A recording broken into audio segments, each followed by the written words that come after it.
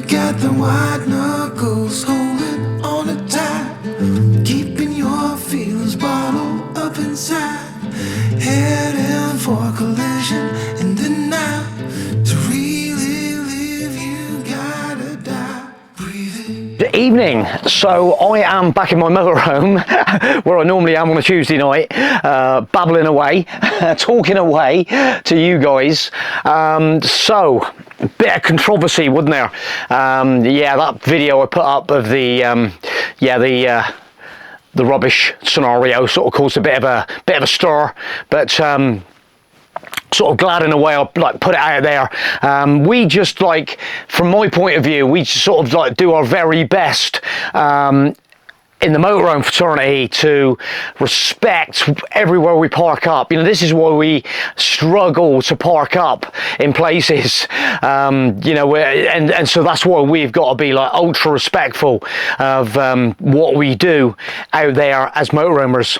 And you know, we literally cannot do anything wrong because we will get dunked for it. So you know, we do our utmost.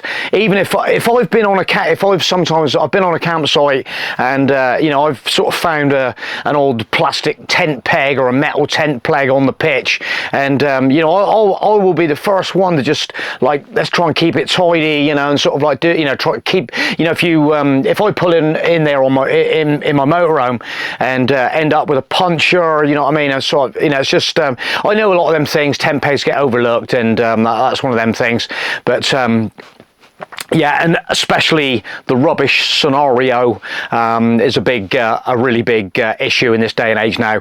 But yeah, and we don't know what the answers are, and people like me are not going to ever change anything, I don't think.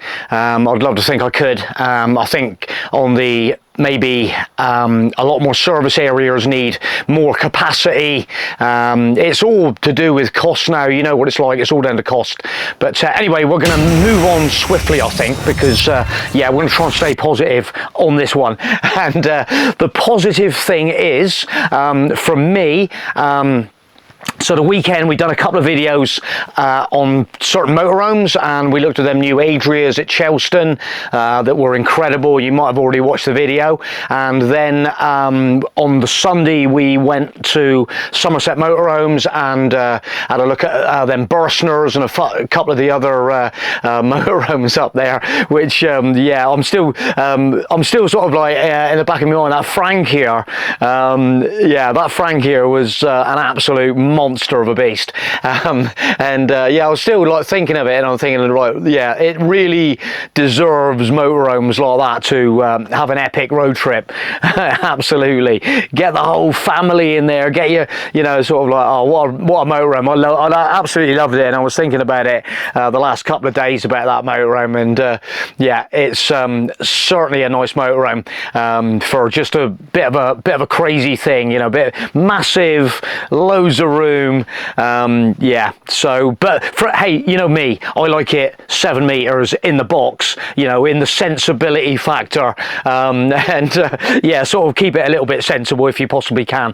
But if you want to go absolutely crazy and go all out, go and get that Frank here. So and also we were sort of chatting about it afterwards, like I was saying to Caroline, you know, at the end of the day, that was just, I think it was just shy of 40k. So to buy a Frank here like that now is, what is going to be like? Well, it's going to be over 140k. You know what I mean? I know, yeah, but it's had a bit of but it was in great condition, and you know, probably a bit more TLC on the outside, a bit of elbow grease on the outside, and it'd be an absolute blast of a motorhome. But oh, and so moving on from that one. We bumped into some of our subscribers at Chelston. They literally came over and said, hey guys, we watch your YouTube channel. And we're like, epic, thanks a lot guys for mentioning. This was the guy that he'd been trying to, had a caravan, he'd been trying to convert his wife from the caravan to a motorhome, and he's already succeeded a little bit because they've now got a little motorhome, so which is really good. We're glad to see it, and we had a really good chat, and we were absolutely you know, chuffed to meet you guys and air some stories with you and keep the pace going. And they were up there looking at motorhomes. It was brilliant. And they were saying about some of the things that they're going to be doing this year, and they've watched a few of our videos and given them a little bit of inspiration, which is a massive hit for us. That's what we try and do. It's brilliant. And then they were saying about the maybe going to Paris, and I was like, oh, we know a bit about that. We haven't been for a little while, but we went once, and Camping Indigo out by the River Seine. You can literally walk into the city from there. It's a bit of a hike, but we were catching the bus, and then we explained to you actually on the film what had happened. On the Saturday we kind of like got out of synchronization with the buses, but up to Port Maliat, up to the Arc de Triomphe, down the Champs-Élysées, Paris on your doorstep. Epic, epic place. And to be honest, so when we were talking to you guys about that, I was kind of like, so you know, we are in about something like about 5-6 weeks now, so just into April, about second week of April. So we're off to Normandy to have a look at the Normandy area, D-Day landings, all that sort of thing. I'm getting very excited about that. I'm just sort of like, I'm a big fan of the old Private Ryan, that kind of like film scenario. Band of Brothers, absolutely epic. We was watching that all them years ago, and we did go before on a motorbike and have a little infiltration, but now we sort of with the motorhome, it's going to be yeah, a little bit more. I'm doing the vlog. It's going to be really good. Hopefully we're going to rip some good footage out over there and try and catch that moment a little bit, which is super exciting. Oh, so yes, so then yeah, the Paris thing, Normandy, not far away. We were talking about what we're going to, Caroline is like, you're not going to spend all your time in Normandy sort of like walking around memorials and stuff like that. And I said, no, only 2 weeks. But no, it's all in seriousness now. So she was like, what about, should we get off down the coast? Should we get off down La Rochelle, Nantes, some amazing coastline? And I'm like, yeah, we're gonna do something. We're gonna do something like that. But on the other hand, I was kind of like, there's this sort of like magnetism of like Paris that's not that far away. So she's been caning on to me about, what about your French Crit Air? So if you do go to Paris, you'll need a Crit Air sticker. So yes, she's absolutely correct. And you know, only later part of last year, we had to get the environmental sticker for Germany. So certain places in Germany now, the cities where you need the environmental sticker. So we've got one of them tagged in the windscreen, and so we haven't got the French one. So I'm going to just throw up a picture now of the places where you're going to need, where we're going to actually, well, we're not going to actually, if we go to Paris, yes, we will need one, but I'm going to throw up this map. And all the big blue dots on this map are the actual cities now that you need to have that Crit Air sticker. All the orange ones are the ones that are actually on the cards to be coming in prior 25, I think, so 2025. So, and it's going to be places like Nantes, Limoges, Bordeaux, them kind of places. Toulouse. Toulouse is still, we need one for Toulouse if you get down there. But Bayonne, over that's on the Atlantic, so, and around like Annecy, it's just expanding a lot more. So you can see on that map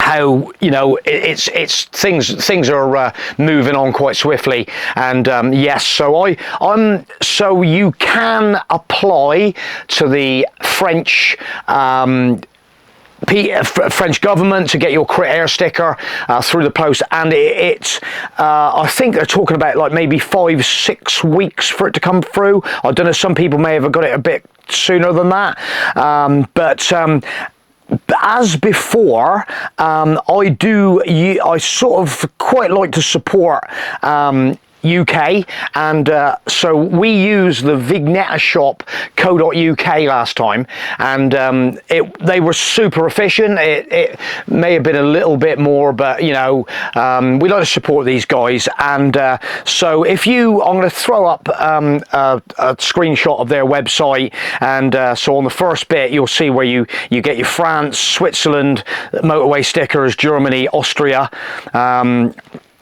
So that's when you first get on the website, and then if you hit the French, it's easy enough. Once you get the page loaded up, all you've got to do is put your license plate in, select the fuel, and upload a picture of your V5 registration certificate, which is pretty straightforward. Yeah, so just literally upload the V5 certificate and order up. I've paid, which everybody's going to roast me for it probably, and yeah, I paid, it's £20 for me to get that, and last time it came through super quick, no messing around. Yeah, so I sort of look at more fit, you know, if people want to go on holiday last minute a little bit, get the crit air sticker quick, check these guys out. £20 to save me a lot of grief if I haven't got one, and get that ticket, you know, maybe €120, €150 fine.